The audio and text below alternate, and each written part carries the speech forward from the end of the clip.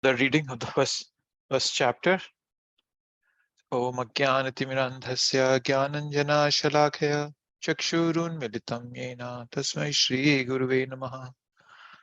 Namo Vishnupadaya Krishna Pristhaya Bhutale Srimate Bhakti Vedanta Swaminiti Namine Namaste Saraswati Deve Gauravani Pracharine Nirvishesha Shunyavadi Paschatya Deshatarine. Jai Shri Krishna Chaitanya Prabhu Nityananda Shri Advaita Gadadhara Shivasadi Gaur Bhakta Vrinda. Hare Krishna Krishna Krishna Hare Hare Hare Rama Rama Rama Hare Hare.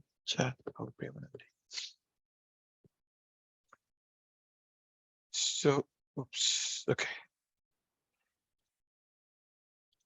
So last week we went over how the first chapter is broken down into different parts. The preparation of war. We heard from Duryodhan. And then the next step is signs of Pandava's victory. And Krishna is Bhakt-Vatsala. So that constitutes the first major part of the chapter. And then Arjun starts talking about his reasons for not fighting. He presents himself as if he is in an indecision. As Prabhupada explained to us, that indecision is just a presentation. It's not that he's actually indecisive. He's just doing it so that the Bhagavad Gita can be spoken for the generations to follow. So he's just creating an environment. That's all he's doing. And that's why he gives these 5 different reactions. Okay, what happened there?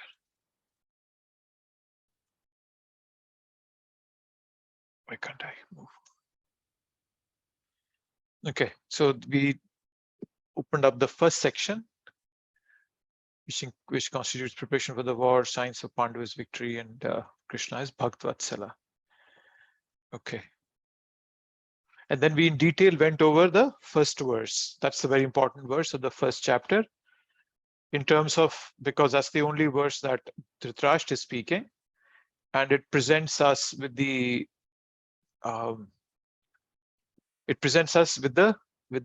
as you can call it, it's a Dhritarashtra syndrome.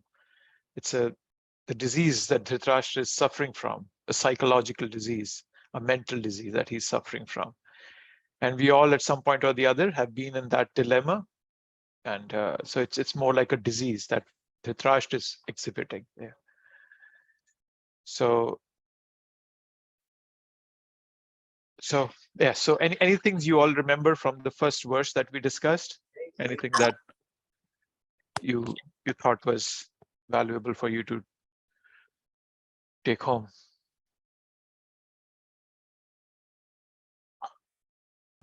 Anything, anyone? Anybody remembers what were the different parts that we discussed in the first verse? We went over the purport in detail, what Prabhupada was explaining to us.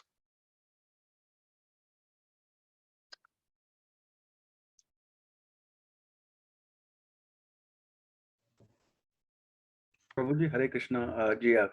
So looking at the words, the significance of the Dharma Kshetra, Kurukshetra itself, I think that was one of the points of the text one. Yes, Prabhu, that was one of the important points. And do you remember what does it exhibit? That why is the reason Dhritarashtra is bringing up these words? Do you remember that aspect?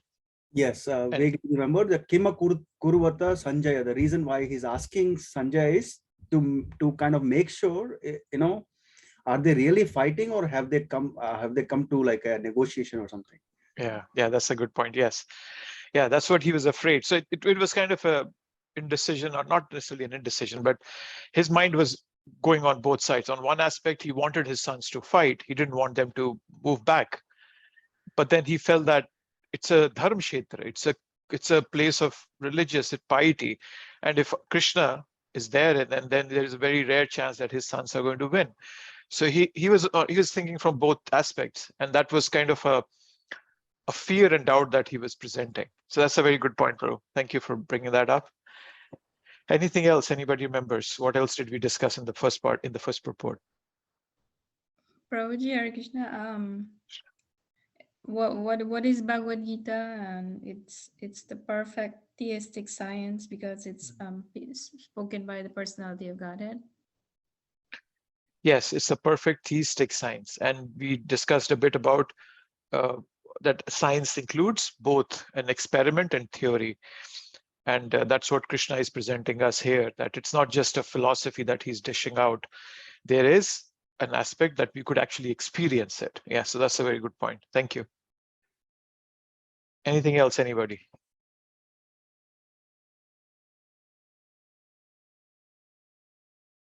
Nothing? Okay. So just 5 points that we went over. What is Bhagavad Gita? We talked about it. How to read it, an important aspect, with the help of a person who is a devotee of Sri Krishna. So for all of us, luckily, we have come at a point where Prabhupada has left these books for us, and we are under his guidance. And then the benefit, we talked about the benefit aspect, that every scripture in the world talks about love of God, that we need to love God. And that's a concept that's pervasive throughout the scriptures, throughout all the scriptures in this world. However, it's only Bhagavad Gita that gives us the information how we do that. How do we love God? And because it's coming from Krishna himself, it's a perfect science. We don't have to speculate around it or doubt it. So Krishna, Supreme Personality of Godhead himself is speaking it, so it becomes perfect automatically. And he's giving us a path. And as we go in Bhagavad Gita, we'll see that Krishna gives many different paths. He talks about Karma Yoga in the 2nd chapter. He talks about Dhyana Yoga in the 6th chapter. And then, then we'll see that as we go down, he'll talk about Jnana Yoga also. 13th, 14th chapter talk a lot about knowledge. Kshetragyam chapi mam vidri kshetragya bharata. So he talks about what is this body, what is this world. He talks a lot of knowledge gives there. But then at the end, he just finishes off by saying, Sarvadharman parityaja mam ekam sharanam vraja. That leave everything and just come to me. So Krishna walks us through the path. He's just not giving us that you have to love me and just leaves us hanging high and dry. Talked about significance of Dharmkshetra, Kurukshetra. What is on Dhritarashtra's mind? He talked about that. He's fearful of the holy place, but then he's also doubtful about the possibility of his son's victory.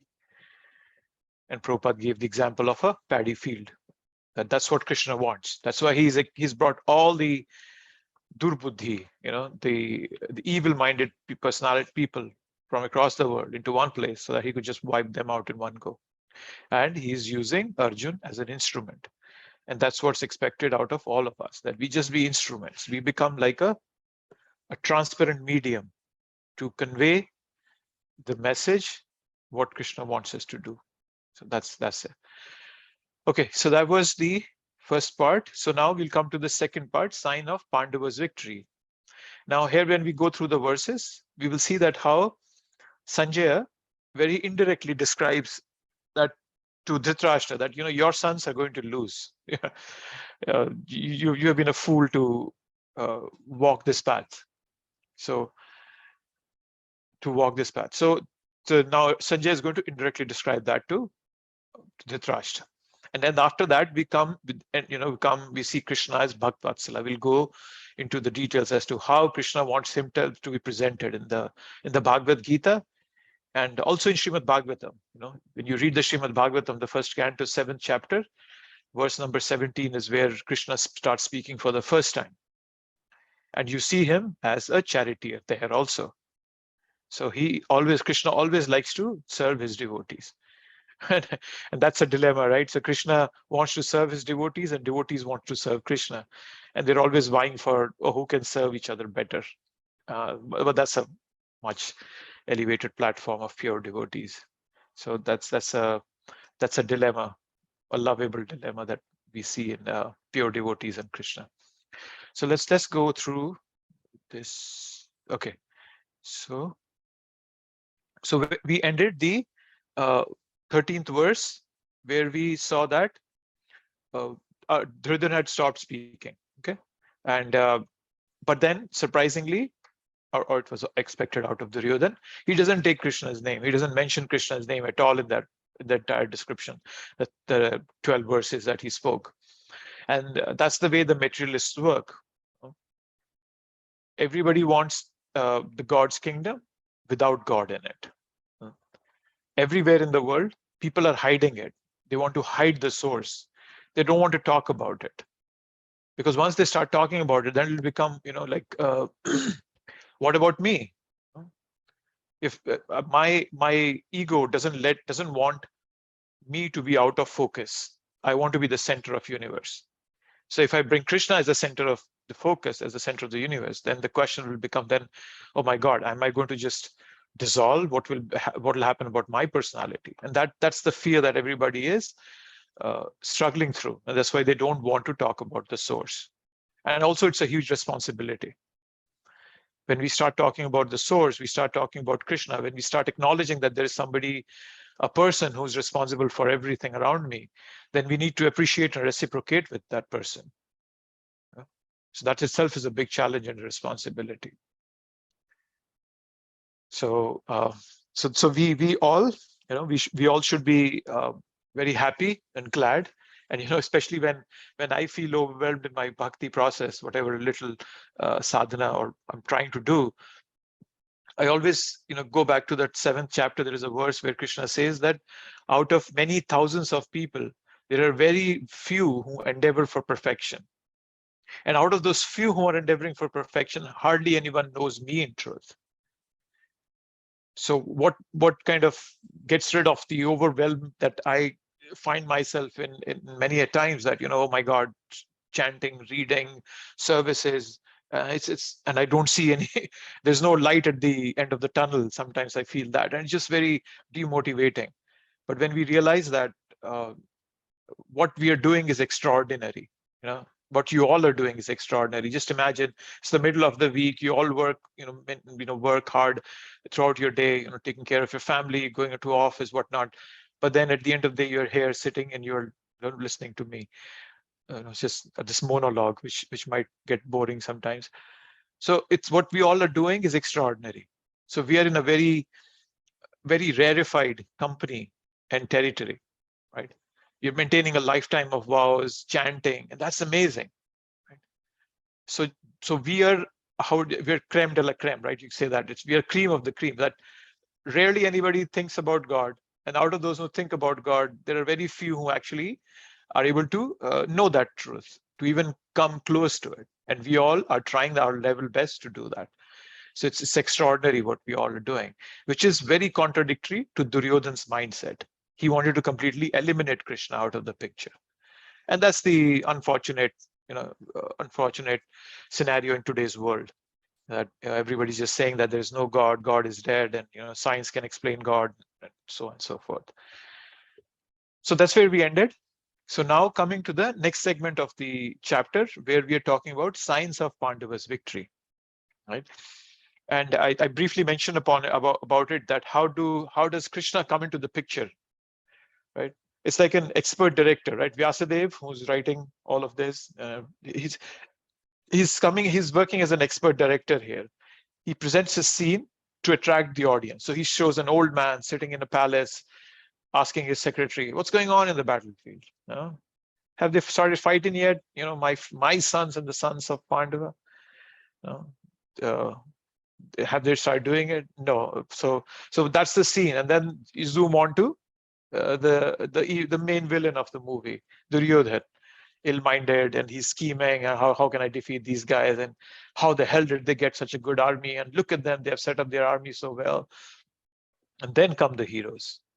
Who are the heroes? Madhava and Pandava, Arjuna. So camera zooms out of the villain's area, and then goes to Pandava's army.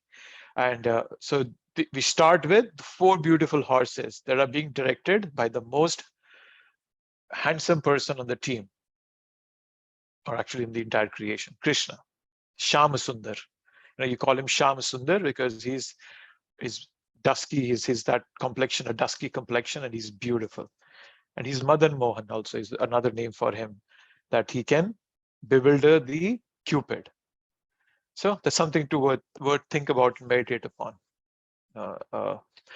So when we see in the verse 14, I think I also think I shared.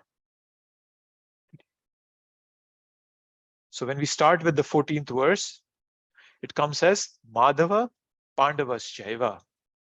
So the name of Madhava, of Krishna, comes before Arjuna in this verse, in the 14th verse, right?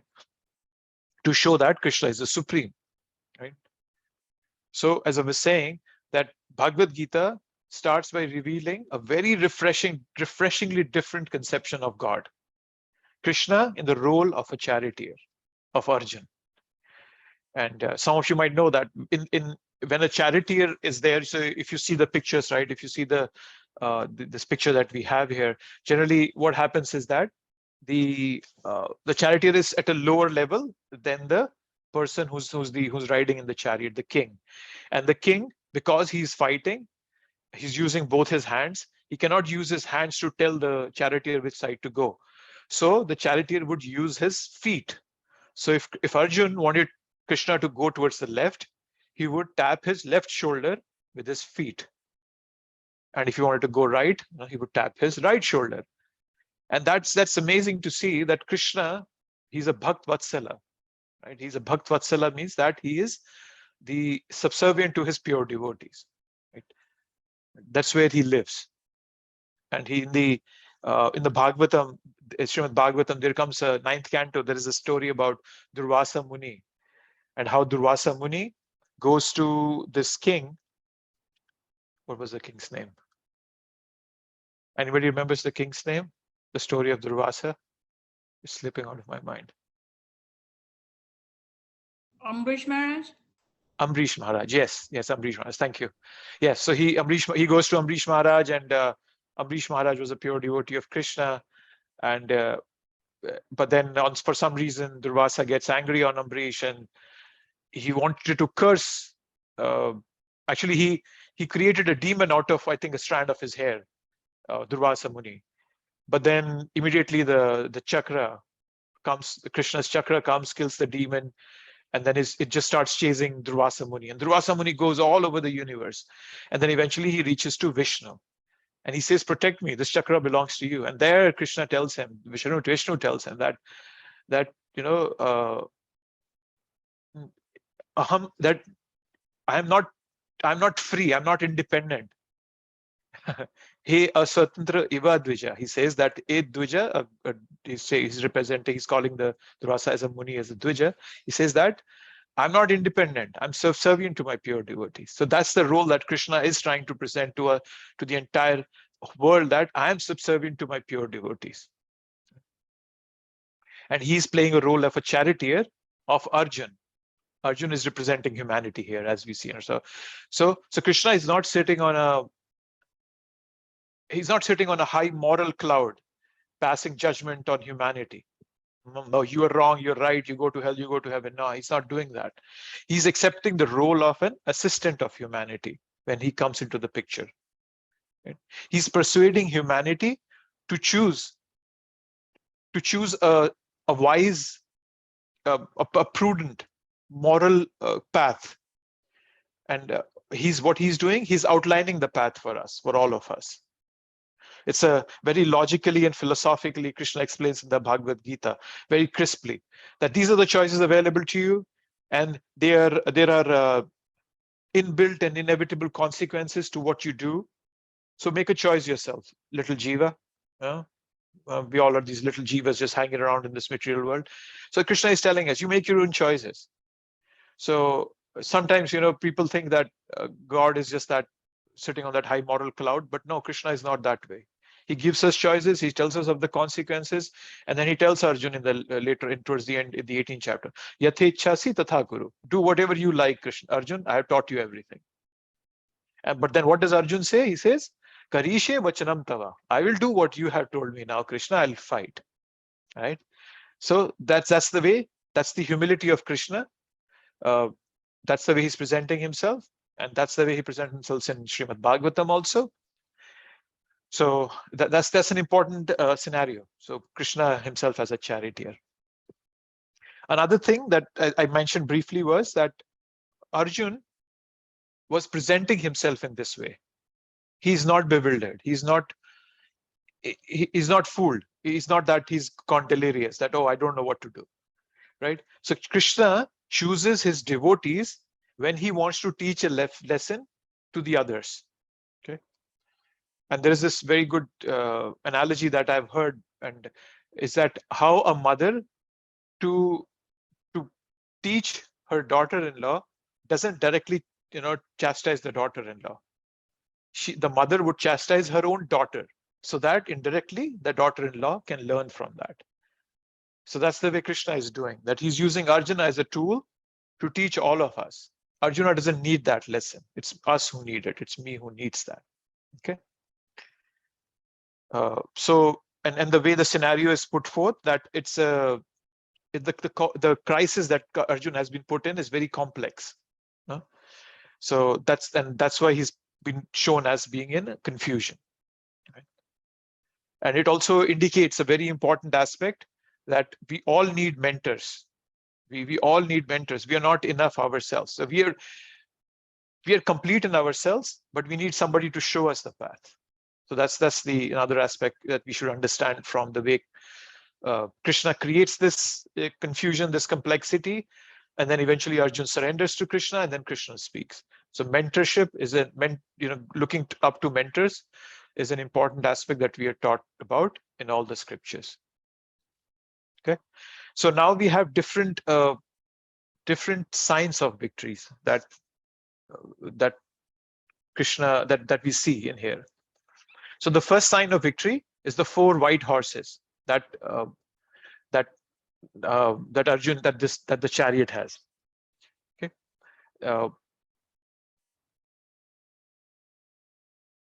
Sorry. Yeah. So the 4 white horses is the first thing that we see here. Okay. And then, sorry. Yeah. Okay. Let's look at this. This is a better presentation than the early slide I have. So yes, the first is that in this verse that we are seeing is then Krishna, and Prabhupada is translating the word Madhava as he's saying Krishna, the husband of the goddess of fortune. So what Prabhupada wants to stress upon the fact is that he is the husband of the goddess of fortune. How can you even practically think of winning a war against him? So that's stupid. That's what is being explained here. So that's the first sign that we see of Krishna, of the sign of victory for the Pandavas. And we will see some more as we go forth. Let's look at the verses then. Okay. So 14. Okay, so now we come to the 15th verse, where everybody is blowing their conch shells. So it says Panchajanya is Lord Krishna's conch shell, and then there are other conch shells being mentioned here. So each one of them had a name, and that's an interesting thing also, which indicates that there's a purpose behind it. It's not just that it's something random. There's a purpose behind giving names to everybody, giving names to them. So Bhima's name is where's that? Pondra. So the names of their conch shells are also very heavy, just like them. So Bhima's paraphernalia, as you all know, was also very Herculean. Like, it was because he was a powerful personality. Everything that he had was also Herculean. His conch was terrific, right? And Bhima is referred to as Vikodara here. So Udara means stomach. He's being called where is that? Bhima Karma Vrikodara. So Udara means stomach, and the word Vrikar Vikodar Vikar can be a giant, and Vrika is a fox. That indicates that the heat in his stomach is much more intense than a heat of a common man. That's why he's able to digest and eat so much. So that's why he's called Vikodara. So he's a voracious eater, as Prabhupada tells us, right? So and we all know that there is an Ekadashi that comes, which is called Pandava Nirjala Ekadashi, and that Ekadashi is specifically because once Bhima was asking Lord Krishna that, this concept of giving up food is very hard for me to even fathom. I cannot even imagine this. You're expecting me to stop eating? I'm Vikodara, I'm a voracious eater. So what Krishna told him, that if you fast for one day, that will compensate for all the other fastings. All the other Ekadashis will be compensated for.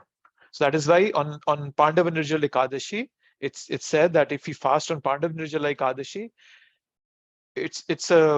we should not necessarily think that, okay, we fast one Ekadashi and don't fast any other one, but it's said that it gives us a much more benefit if we fast on that one Ekadashi of Bhima. So that's Bhim right there. And then we come to Arjun. So now Arjun is in a very distinctive, in extraordinary position here. His charioteer is Krishna. Okay, that's a very important aspect in itself. His chariot was given to him by Agni. It never burns. In Mahabharata, it's mentioned how when the whole Mahabharata was over, and then when they were done, and when Arjun and Krishna get off the chariot catches fire. There were so many arrows that were hit at the chariot, but the chariot never burned down because it was given by Agni. The 4 white horses, they came from Chitratha. Chitratha is the topmost Gandharva. Gandharvas are a subcategory of demigods, and they're supposedly very good at singing and the art of taming and using horses. So the horses came from Chitratha, who's the chief of Gandharvas. The conch and the quiver were given by Indra, who was Arjun's father himself. And the amazing thing about the quiver was that quiver has inexhaustible arrows in there. He would never get over those arrows, right? So that's the beauty of those, that the arrows. So it's called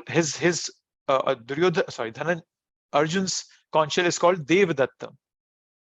So which is Devadatta because it's coming from his father, who is the lord of the demigods. Right. So, and then Prabhupada gives a big purport on the names, Rishikesh and Dhananjaya. So that's an important thing. And that's something that, so what the word Rishikesh means, that he's the controller. Rishikesh, so it means Rishikesh is that he's the controller of the senses of everybody. Right. And so that's why he's called Rishikesh, and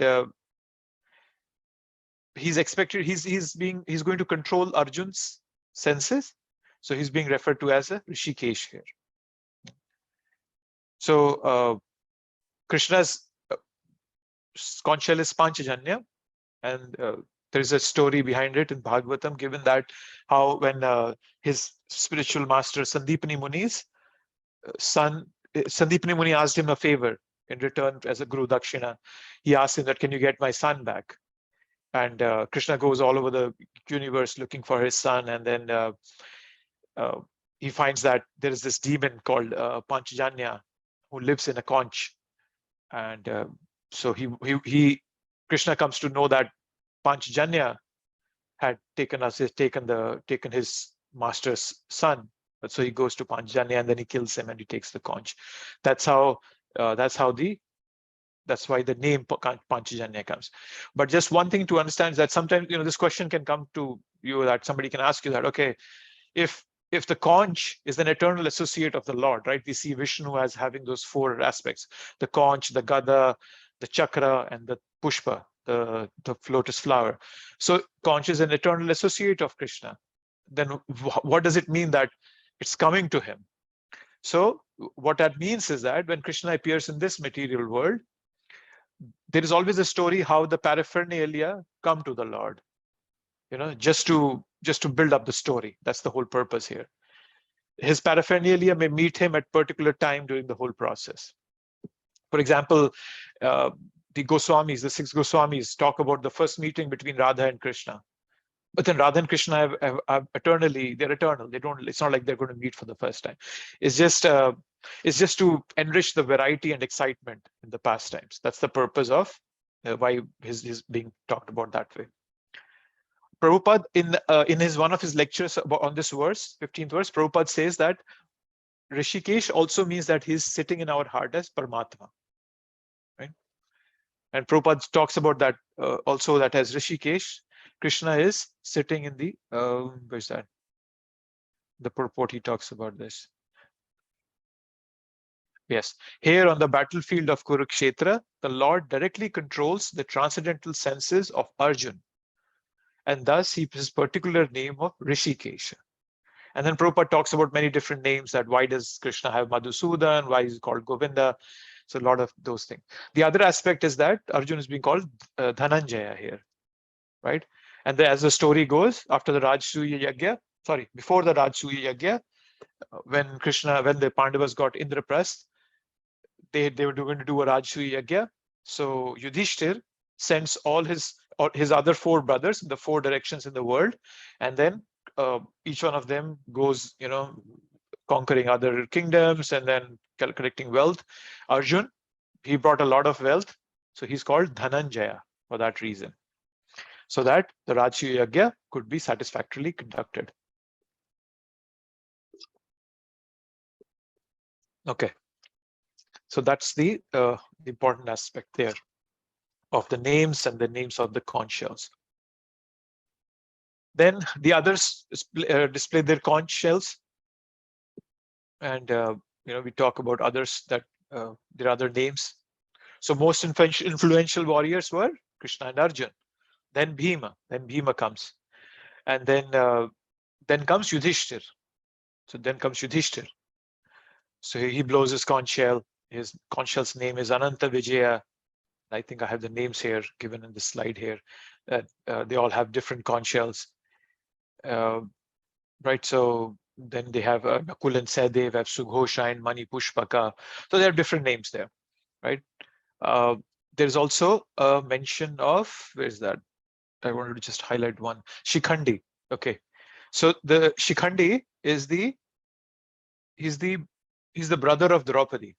Okay, and he was Amba in his last life, and he has specifically come to kill Bhishma. So the interesting story was that when the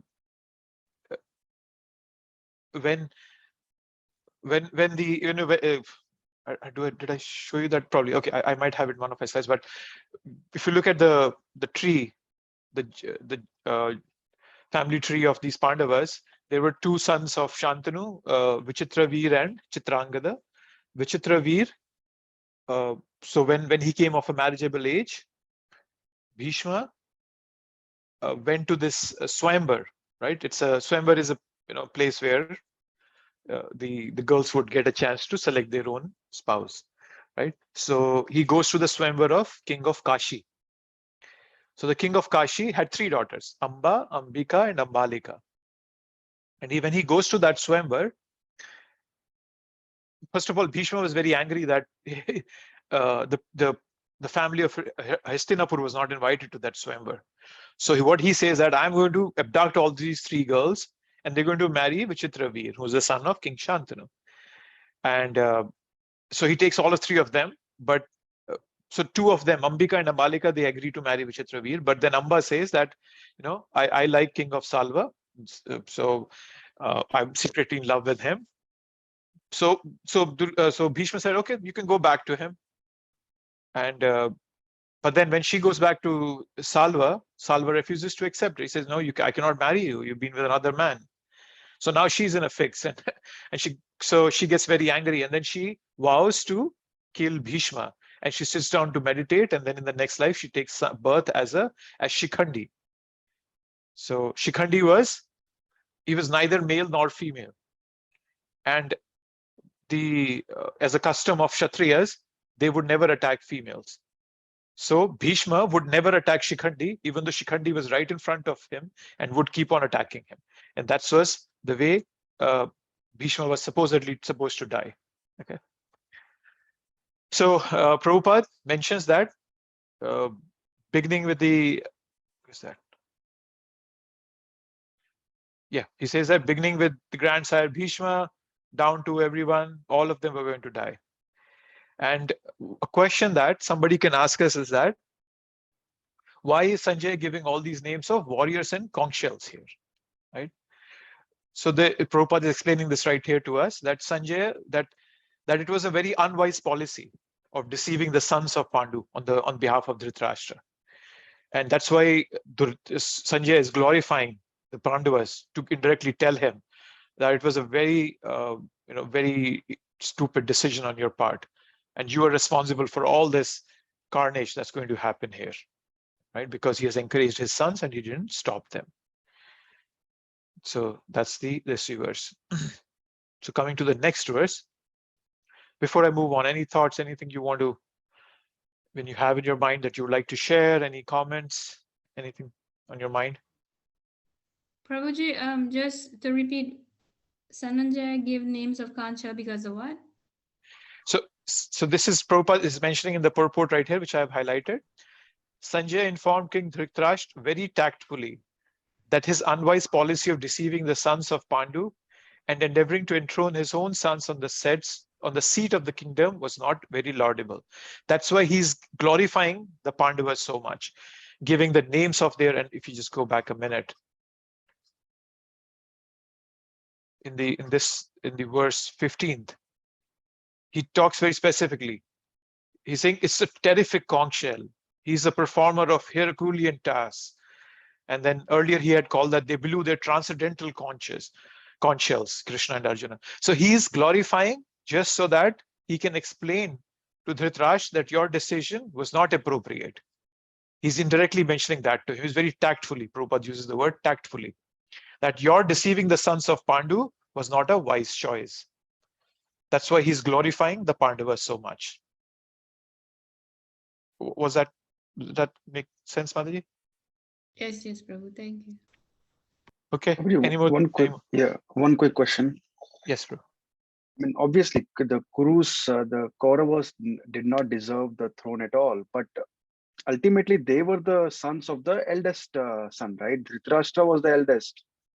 As per dharma, he couldn't become the king because he was, incapable because he was blind.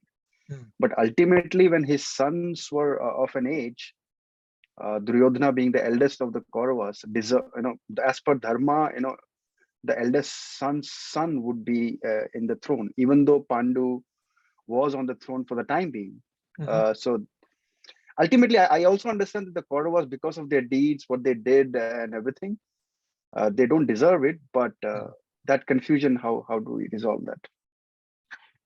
So you're saying that why wouldn't the sons of Dhritarashtra get the kingdom? Because it's being transferred from the father to the son. So they're the rightful heir to the throne. Is that what you're saying? That is correct. Yeah. Ultimately, yeah, because their father was not on the throne because he was elder, but he was blind. So, but when he had his kids, they should have been, according to, I would say, Vidur's philosophy. Vidur always is like, Vidur stands by the dharma, right? He's like, okay. He's the one that interprets, that says, no, you cannot be on the throne because you're not capable. You cannot, it's not like, it's something is fault with you, but Dhritarashtra, you just cannot handle, you cannot run the business with this, incapability.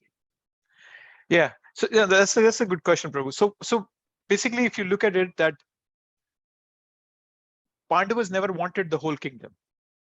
They were happy with 5 villages even. But in that time, every single section of the society had a specific task. The Kshatriyas were meant to rule and protect. And we will see this in the 18th chapter, the different categories, the different roles of the different members of the Varnashrama system, Brahmana, Kshatriya, Vaishya, Shudra are given. So they were supposed to rule. That was their.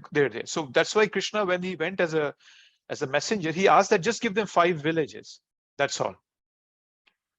And Duryodhana even refused that. So it was the reason the war happened was not necessarily that the Pandavas wanted the whole kingdom. First of all, this was all created because Krishna wanted to clean off all the evil people out of this planet. But then it was also that he wanted to bring back the dharma. That was very much necessary in the society. any unscrupulous elements cannot be given a free hand in the society. Otherwise, the society will go to hell.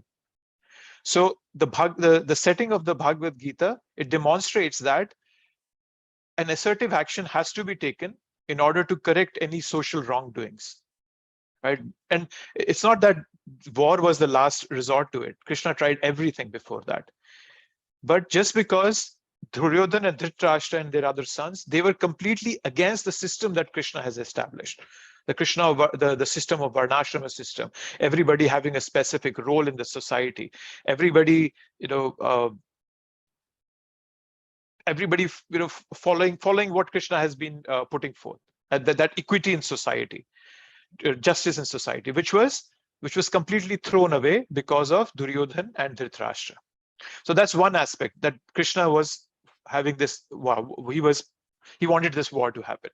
But then more importantly, also, as you're saying, when Pandu was the king, when Pandu went to the forest, Dhritarashtra was given the kingdom for a very short period of time, till the time Pandu came back. How the story of Mahabharata goes, that Pandu went to the forest with both his wives Madri and Kunti, and then he was supposed to come back after that. But then unfortunately he gets cursed in the forest, and then he's killed and he dies, etc. That story goes on. So technically he was the king. Dhritarashtra was not the king. He was just a placeholder for him.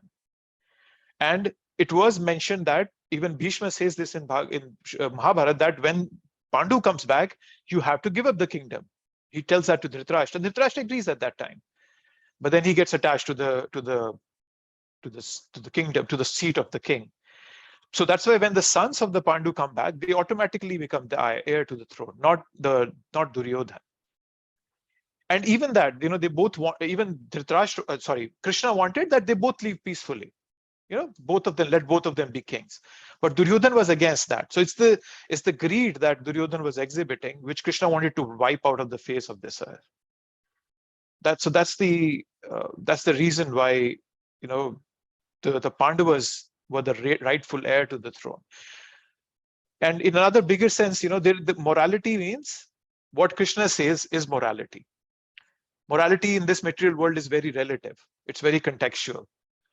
But when Krishna says something, that is morality for all of us. That's what we should follow in scriptures. We should not go by the rules of this society, that the society has said this. We shouldn't go by that. When Yudhishthir, if you remember, there's a story in Mahabharata that Krishna asks Yudhishthir to go and tell who was that? Dronacharya, that his son Ashwathama is dead. So Krishna wanted Yudhishthir to lie. But Yudhishthir was thinking of morality at that time. Oh, I am Dharmaraj. How can I lie? And he says no to Krishna. And that was immoral on his part. So the definition of morality is very different than what is prevalent in the society nowadays. Morality is what Krishna says for us. Sorry, so I gave you three aspects about morality, about what the actual situation was. Pandu was supposed to come back, but he couldn't. So his sons were actually the heir. And then also the bigger goal that Krishna has in the whole game. He wanted to wipe out the injustice and the inequality that was prevalent in the society because of these devil mindset people. And establish true dharma. Yes. God. Thank you. So it's a complex thing, and as we go through the Bhagavad Gita, it will become clear to us, Prabhu, that at many points what we think is right is actually not right. It's very contextual. I'm thinking it in my own bubble that I'm living in, but that's why reading the Bhagavad Gita, very in a focused sense and scrutinizingly, we realize that no, what Krishna is saying is the true dharma. Everything else becomes secondary. For a pure devotee like Prabhupada came here, Prabhupada had to go through so much. People had court cases going on against him. They were in newspapers, they were just deriding him and chastising him, whatnot. Prabhupada never gave. He said, I don't care what you say. I don't care about it, because Prabhupada knew what is morality, what is the right path which Krishna has shown us, and he was fearless to follow that path. So many times we all come to that situation where we have to take a strong decision, which might be against what the society believes is right, but then we have to take it. That's we have to accept it just because Krishna is telling us, or Krishna's representative, Prabhupada, or my spiritual master is telling me. Yeah, so complexities. We'll try to untie some knots as we go on. Thank you so much, Prabhuji. Okay, anything before we jump on further?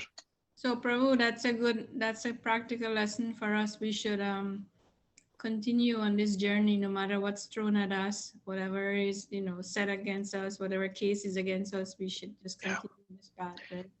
Yes, Mataji. And this will happen, and I might sound philosophical here, but when failures or when hardships come to our life, they're actually very good lessons for us, because we all, as practicing devotees, we are being taught every day, or we are reading every day, that we have to depend on Krishna.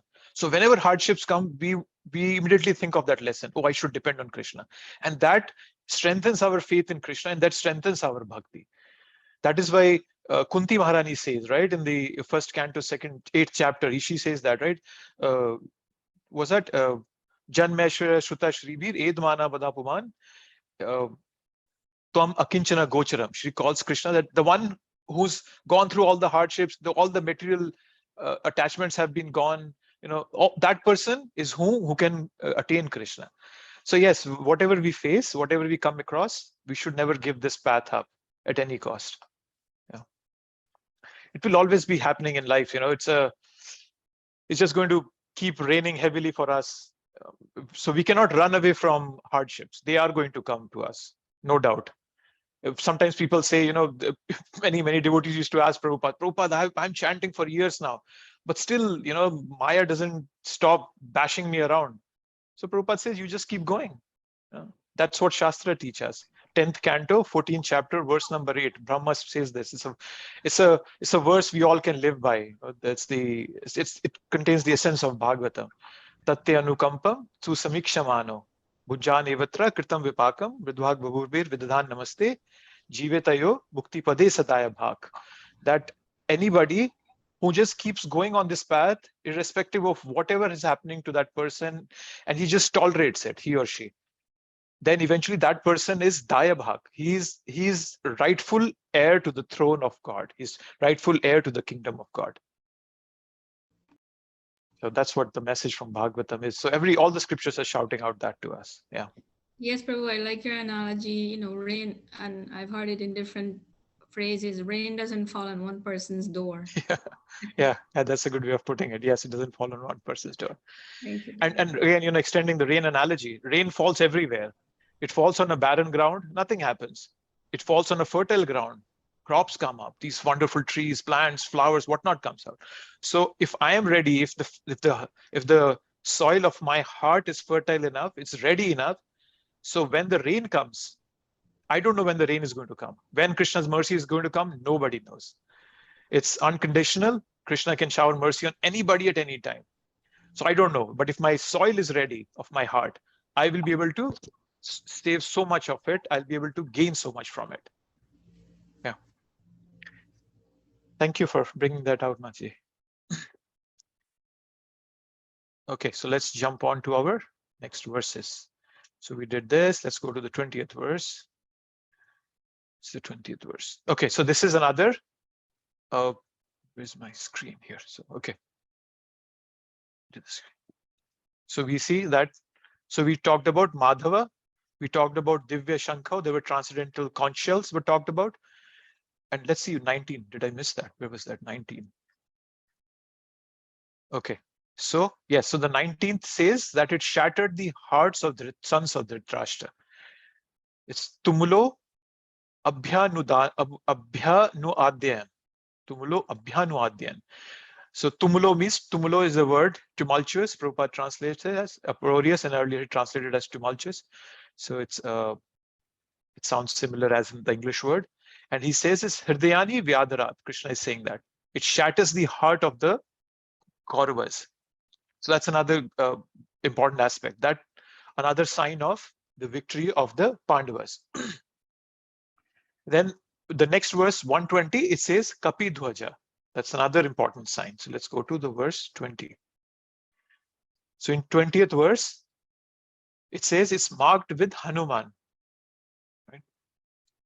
So Hanuman, the story goes, right, that a flower kind of comes rolling down to Draupadi when they are on exile, and Draupadi smells it and she finds that there's a beautiful exotic flower with this beautiful fragrance, and she wants more of them. And then she asks Bhima to go get it. And on the path, Bhima comes across this old monkey who's lying in the middle of the road, and Bhima, out of his arrogance and his thinking that I'm very strong, he just tries to push away the monkey, but he couldn't even move the tail of the monkey. And then he realizes that it's Hanuman. And as we all know, Hanuman is the son of Vayu. Bhima is also, so they both are brothers. And so then Hanuman gives a blessing to Bhishma, saying that I will be there at the battlefield, and I will dishearten the opposite party by my loud shrieks. He gives a boon to Bhima, and that's why he's coming and sitting on the flag that's flying high on Arjun's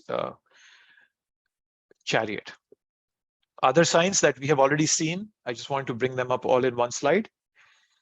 Dharmkshetre, Kurukshetre, and Bhishma playing, he brings out his own conch shell just to, as if Duryodhan ji have been delirious and just rambling, just to just shut up.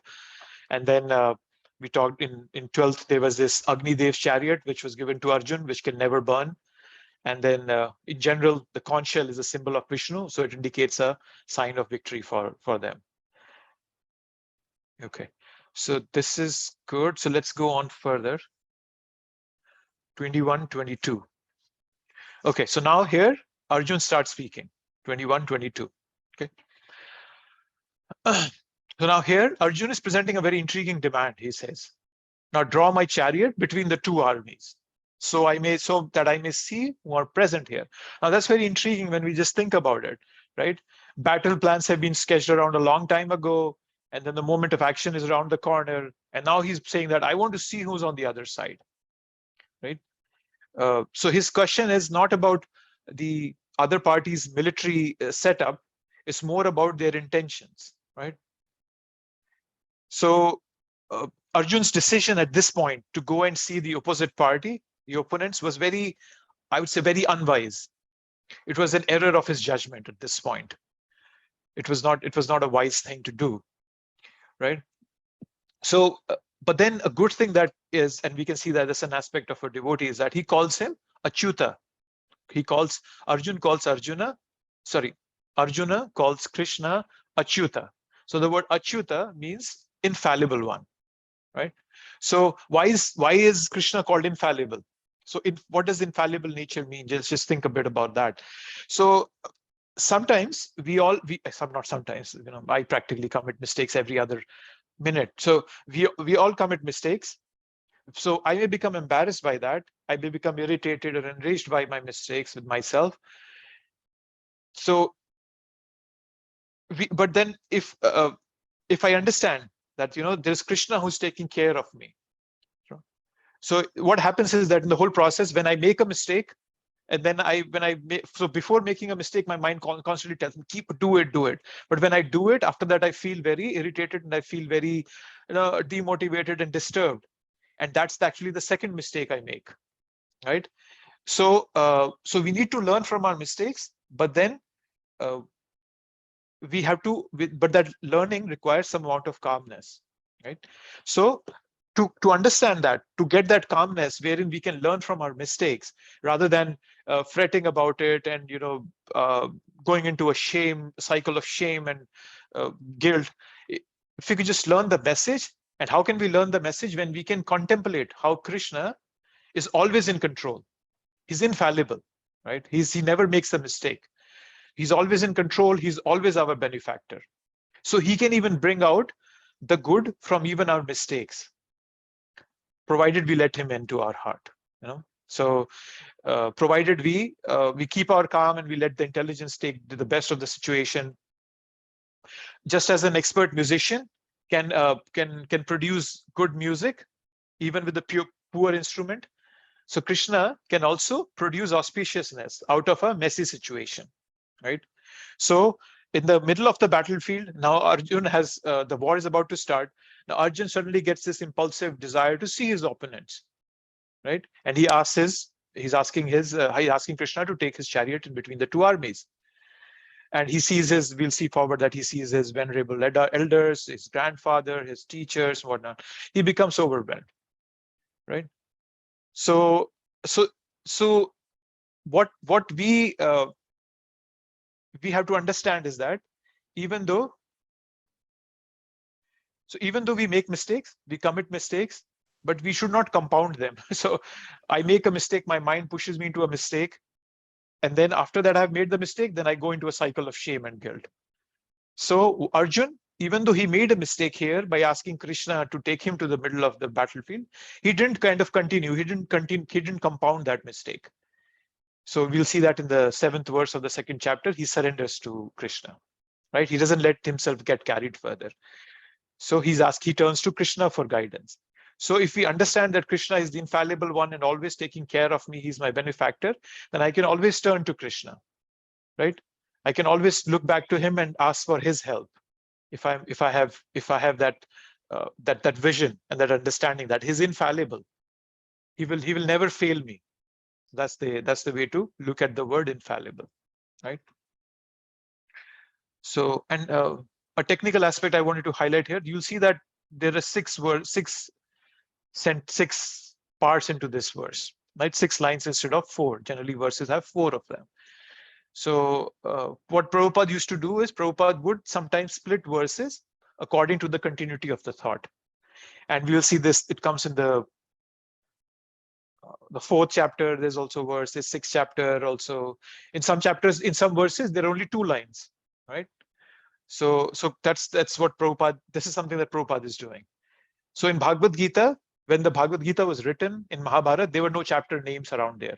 It was not divided into chapters. Okay, sorry, no, it was divided into chapters, but there were no names to the chapters. Sorry, yes, it was divided into chapters. So Prabhupada gave the names according to his understanding, what was the right way of representing the chapter. Similarly, at many points, he clubs lines from different verses just for the continuity of the thought. So that's just a technical aspect I wanted to bring out here, that somewhere you'll see there are six lines, somewhere there are just 2 lines. So so here, so this was the first verse spoken by Arjuna here. Okay. And we all, if you look at it if you look at it in our lives, how do you apply this particular principle in our lives? We all have this, we make this unwise decision at some point or the other, that we want to see Maya, that we want to touch it, we want to feel it. And we are not, as Prabhupada would say, that his disciple once asked Prabhupada that, Prabhupada, if Krishna is the controller of Maya, why is Maya so strong? Why is it, baffling us 24/7? So Mahaprabhupada told his disciples that Maya is not strong, your determination is weak. You think Maya, you are not fearful enough of Maya. That's what Prabhupada told him. So similarly, we as sadhakas, we also want to see Maya. We always, I at least practically every single moment, I'm thinking, oh yeah, I can dabble with Maya and I'm strong and I'm so and so and so forth. But this stupidity, always sucks me into it, and I'm never able to consummate my bhakti because of that reason. Right? As they say, right? Curiosity killed the cat. So, so that the cat doesn't get killed, we as the cat, the curiosity of interacting with Maya, we don't get killed. We should be satisfied with whatever we are. Right? Curiosity killed the cat, and satisfaction brought it back. So that's the extension I have heard from a senior devotee. Right? So that's where we are. So here we see Arjun's what he's saying. Okay, so word 23. I just wanted to see where does the section happen end. Okay, so 21, we have already come into Krishna as Bhaktvatsala. Okay, that's good. That's good. Let's go back to the verses. So we've already jumped into the thought process of Krishna as a Bhaktvatsala. So Bhaktvatsala means he's very affectionate to his devotees. And in the poem Sharanagati that Bhaktivinoda Thakur writes, the introduction of the Sharanagati, the poem, the first poem that Bhaktivinoda Thakur puts, he says, Avashya Rakshibe Krishna Vishwasha Palana. So what he means by that is that Krishna will always protect us. If we have that faith, Krishna will always protect us. There is never in this entire creation a chance that he will not protect us. Sometimes we might feel that he's not protecting us, but he is protecting us in a different way, in an unconventional way. But he's always protecting us. So that's why he's called a Bhakt Vatsala. He's very affectionate to his devotees. Okay, so let's come to verse number 23. So he's asking, let me see those who have come here to fight, wishing to please the evil-minded sons of Dhritarashtra. Right? So the sons of Dhritarashtra are called Durbuddhe. They are with evil intelligence. Durbuddhe even rhymes with Duryodhan to some extent. In the past, in the Vedic times, people didn't just have one names, right? So, for example, Suyodhan means somebody who fights virtuously. So Duryodhan means somebody who could be Duryodhan means Duryo Yudh. So that could be very difficult to defeat that person. That could be one meaning of it. But then it could be somebody who is vicious, who fights viciously, who doesn't have morals while fighting. He doesn't follow the rules and regulations, right? So Duryodhan in itself is not a negative name, although his name, although from his behavior, it can be associated with negative connotation. So names were in different. You'll see that so many names given to Krishna and Arjuna in this chapter. So in the past, names were given according to some quality that the person had. Then comes Sanjaya.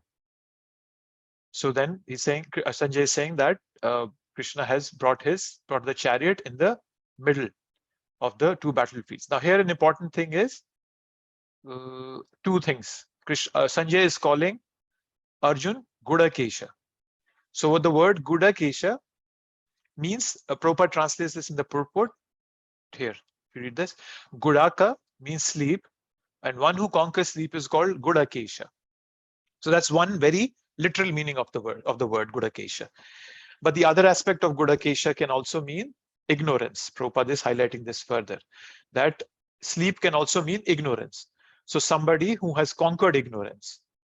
Okay, and Prabhupada further tells us that Arjun had conquered both sleep and ignorance.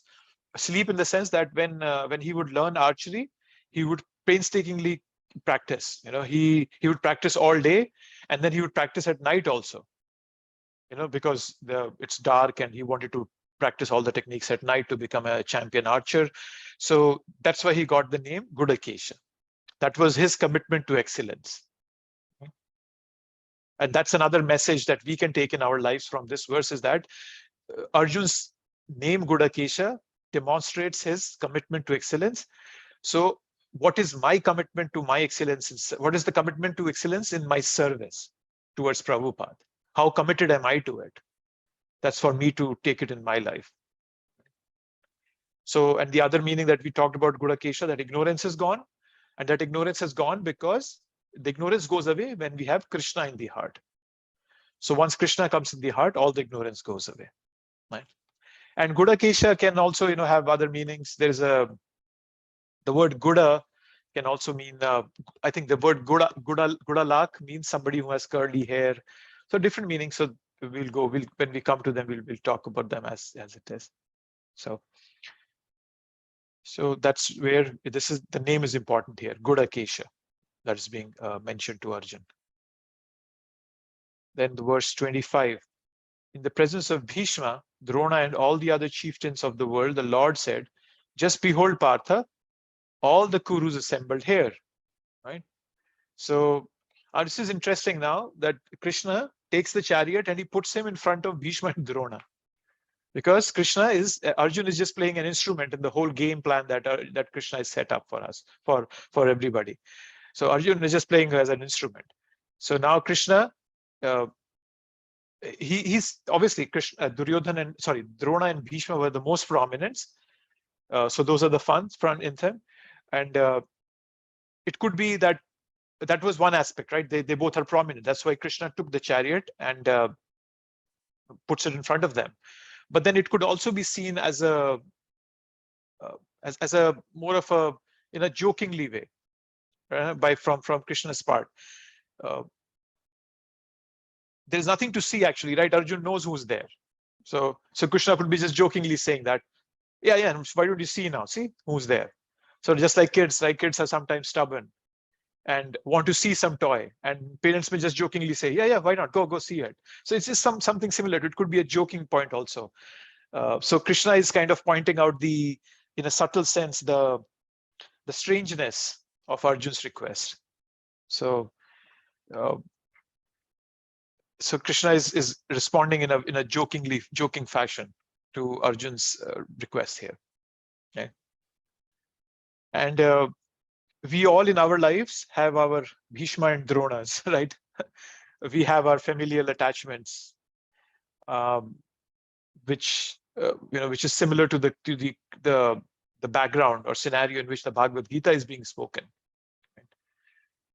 So we all have our own unique familial attachments, and that creates all the different emotions that we are going to read later on that Arjun goes through. So here in this purport now, Prabhupada becomes a bit personal. If you notice, Prabhupada starts talking about Arjun and Krishna's relationship. Okay. So he's saying that Partha, the word Partha is being used here, and Partha, he's the son of Kunti, and Kunti is Krishna's aunt. Kunti is the sister of Vasudeva. So they both are related. So that way, Krishna and Arjun both are related. So Prabhupada is making it personal here now. He's kind of bringing out the personal aspect of both of their relationship. That's something to also understand here. Right? So then coming to the, where's that? 24, 25, 26. Let's see 26. There, Arjun could see within the midst of the armies of both parties, his fathers, grandfathers, teachers, maternal uncles, brothers, sons, grandsons, friends, and also his father-in-laws and well-wishers. Yeah. So here we see that there are 5 generations of relatives here. Pitran atha pitamahan. So Pitran are in father's generation, right? And the reason he brings out the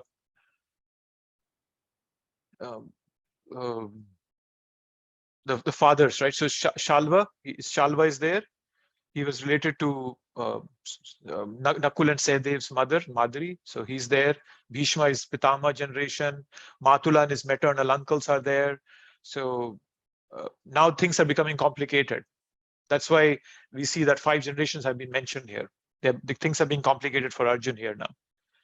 There is an array of our loved ones, and Arjun is being faced by this perplexing question that what is he doing here and why is he doing this?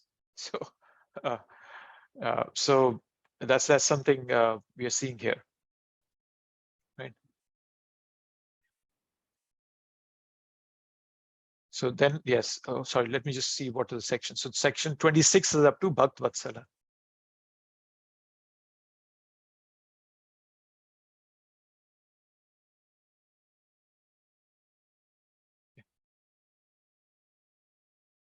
So just give me 1 second. I'm getting a call.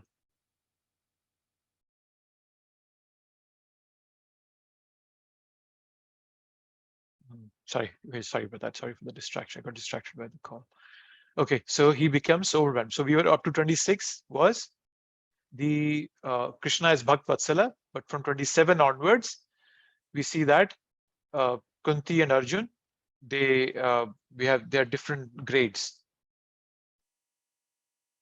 There are different grades of relatives and friends coming in here.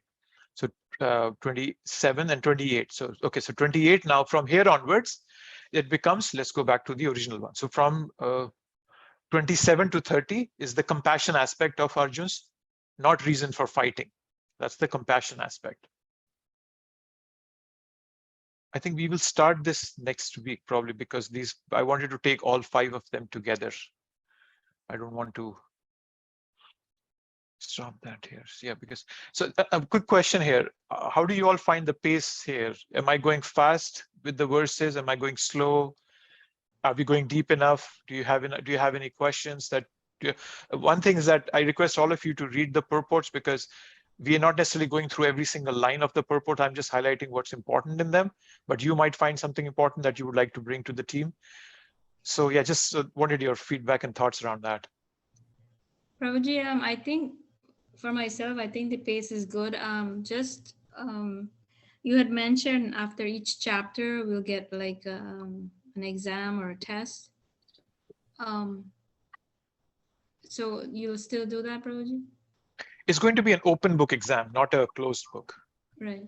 And that's because the reason I thought of that was because generally what happens is we can have an exam after an open book exam after 3 chapters also. That's another option. But then there might be 4 or 5 questions. And I just felt that might be a bit overwhelming, especially if some questions are from the first chapter, which you might have not brushed up. So I was thinking if I just give you a single question after every chapter, that way you could always go back and revise and also do some application around that chapter. That's what my thought was. Yeah, Prabhu, I think that'll work. Yeah, that's good, Prabhu. Okay. Any more thoughts around the pace, the depth? I'm trying to balance between how deep I go versus how much time I put into it, because we can go very deep. We can spend the whole class on 2 or 3 verses, but then the Bhagavad Gita will take a couple of years for us to finish, and I just don't want to do that. So I'm just trying to balance how deep we go with how much time we put into it. Yeah, Prabhu, and there's also some books that supplement Bhagavad Gita also. Burjan Prabhu has a nice book. Yeah, he has a nice book. Yes, you can read that also. I don't know if others will benefit if you want to share those. Yeah, I can share those. Yes. Yeah.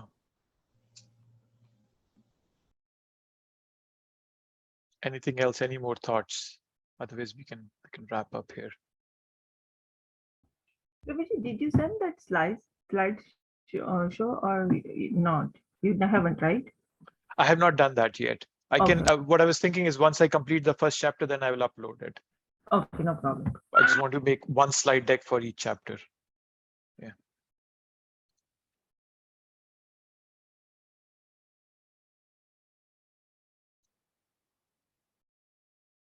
Any more thoughts? Anybody? No. Okay. From the next week, then we will start the 5 questions that Arjun is going through, the 5 reasons that he's talking about. So hopefully we'll at least be able to cover the first 4, because the 5th one comes in 2nd chapter. So, okay. Thank you very much.